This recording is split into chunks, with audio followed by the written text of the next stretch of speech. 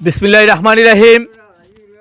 আজকে 15/12/2025 আজকের এই তারিখকে আমি স্মরণ করতে চাই এই জাতীয়তাবাদী দল বিএনপির প্রতিষ্ঠাতা শহীদ প্রেসিডেন্ট জিয়াউর রহমানকে। আমি স্মরণ করতে চাই যার নেতৃত্বে, যার উন্নয়নের ধারা, যাকে দেখে গোটা মৌলভীবাজারের মানুষ আজ বিএনপি করতেছে, সেই মরহুম এম সাইফুর রহমানকে আমি স্মরণ করতে চাই।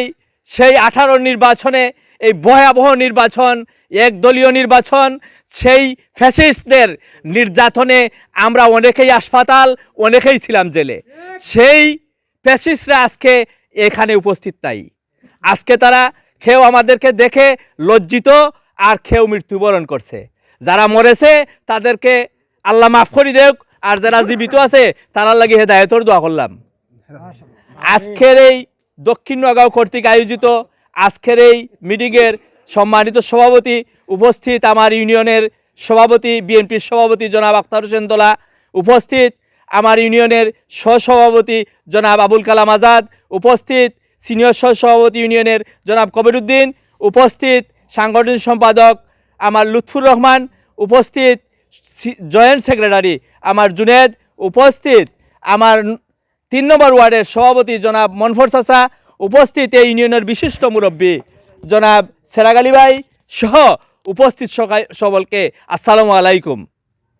আমরা আসলে সামনে দিয়ে যে সময়টা ফাড়ি দিতেছি, এই সময় যদি আমরা কাজে না লাগাই আমাদের জন্য বিরাট ক্ষতি হবে, আমাদের রাষ্ট্রের ক্ষতি হবে, আমাদের এলাকার ক্ষতি হবে, গোটা মৌলভীবাজার ক্ষতি হবে। যদি নাসির রহমানকে আমরা জয়যুক্ত করতে পারি না, তাহলে আমরা এলাকার উন্নয়ন থেকে বঞ্চিত হব। সামনের যে নির্বাচন, ওইটা কিন্তু যেই নির্বাচন নাই। দীর্ঘ 17 বছর আমরা ভোট দিতে পারি নাই। এখন অনেক মানুষ ভোটার হয়েছে, অনেকের বয়স 25, 26, 30 হয়ে গেছে, কিন্তু ভোট দিতে পারে নাই ফ্যাসিস্টদের কারণে। আল্লাহ তাদেরকে বিদায় করছে, এই গজবরে আল্লাহ ইন্ডিয়াত নিয়ে ফেলাই দিছে। এখন আমরা স্বাধীনচেতভাবে মুক্ত চিন্তার ভিতরে যদি আমরা সঠিক সিদ্ধান্ত নিতে পারি না, তাহলে রাষ্ট্রের ক্ষতি হবে, মৌলভীবাজারের ক্ষতি হবে, গোটা খাগাবলার ক্ষতি হবে। যদি আমরা আমাদের এই মূল্যবান ভোট যদি নাসির রহমানকে দিতে পারি, যদি আমাদের এই মূল্যবান ভোট বিএনপিকে দিতে পারি, তাহলে আমাদের সেই উন্নয়নের দ্বারা অব্যাহত থাকবে। আমাদের এমপি সাহেব এমন এক ভালো মানুষ, যিনি কথা কম বলেন, কাজ বেশি করেন। আমরা যে কোনো উন্নয়নের জন্য আমরাকে বলা লাগবে না। আমাদের এই সাইফুর রহমান সাহেব আসছিলেন না এখানে মাঠে, এসে বলেছিলেন খাগাবলার মানুষ তোমরা কিতা উন্নয়ন করতে, আমার কাছে কিতা কইতায়, আমি খাউফলার কিতা খুনানো করা লাগবো, এটা সব আমার জানা। আমি যাওয়ার পরেই দেখবা উন্নয়ন কি হয়। উনি সংসদে যাওয়ার পরে শুরু হলো উন্নয়নের রেলগাড়ি চলমান, এমন উন্নয়ন শুরু হইল, গুঠা খাগা বলায় যা দরকার সবই আমরা পাইছি। আরও যেটা ভাইবার বাকি আছিল আমরা ইনশাল্লাহ ভাইবু।